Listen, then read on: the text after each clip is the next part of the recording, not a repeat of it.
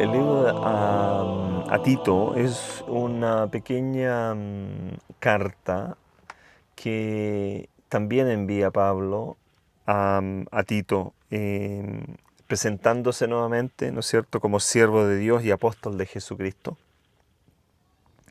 Él siempre que se presenta en sus cartas se presenta de esa manera. Y también, evidentemente, se manifiesta con una bendición para el que la está recibiendo. Y después va a lo concreto y le dice en el versículo 4, el capítulo 1, el versículo 4 a Tito, le dice: a Tito, verdadero hijo en la común fe, gracia, misericordia y paz de Dios Padre y del Señor Jesucristo, Salvador nuestro. Ahí está la bendición de bienvenida a través de su carta, ¿no es cierto?, mencionando que es un verdadero hijo en la fe común que ellos tienen. También lo considera bastante a Tito. Gracia, misericordia y paz del Dios Padre y del Señor Jesucristo.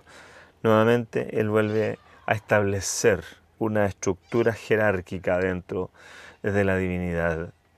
Está Dios el Padre y está el Señor Jesucristo, que es nuestro Salvador, dice.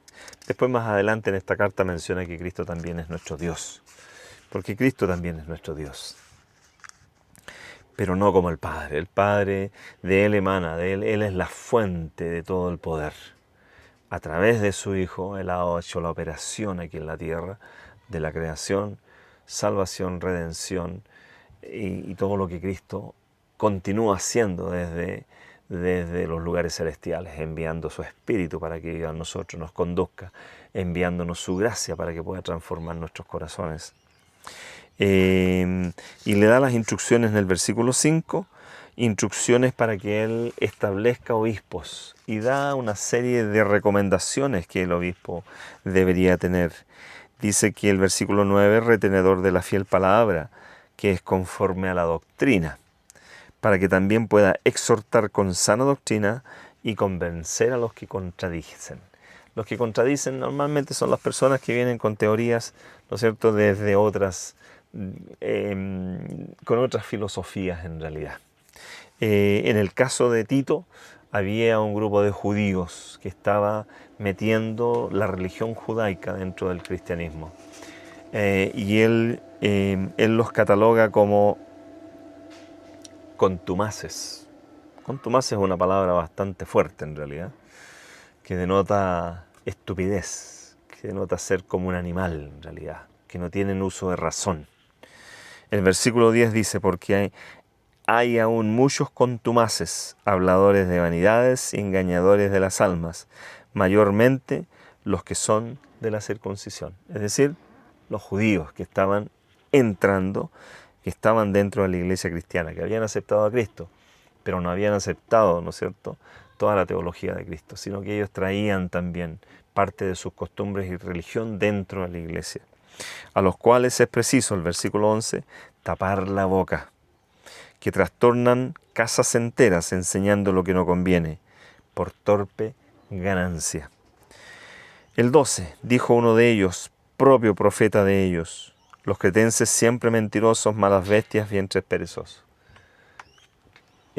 Poniéndole ¿no es cierto?, levantando un testimonio contra los cretenses en realidad. Dice en el versículo 13, Pablo: este testimonio es verdadero, por tanto, repréndelos duramente para que sean sanos en la fe. Es decir, repréndelos.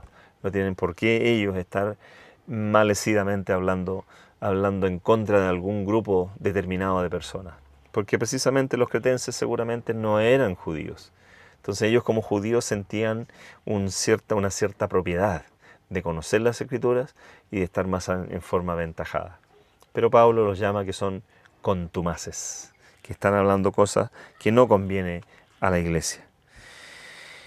Y en eso consiste este pequeño libro a Tito. Le da consejos a los hombres, a los obispos, a las mujeres, que se comporten dentro de la iglesia, que los jóvenes sean atentos, que no sean flojos. En sí es una carta, y bien como dice, una epístola.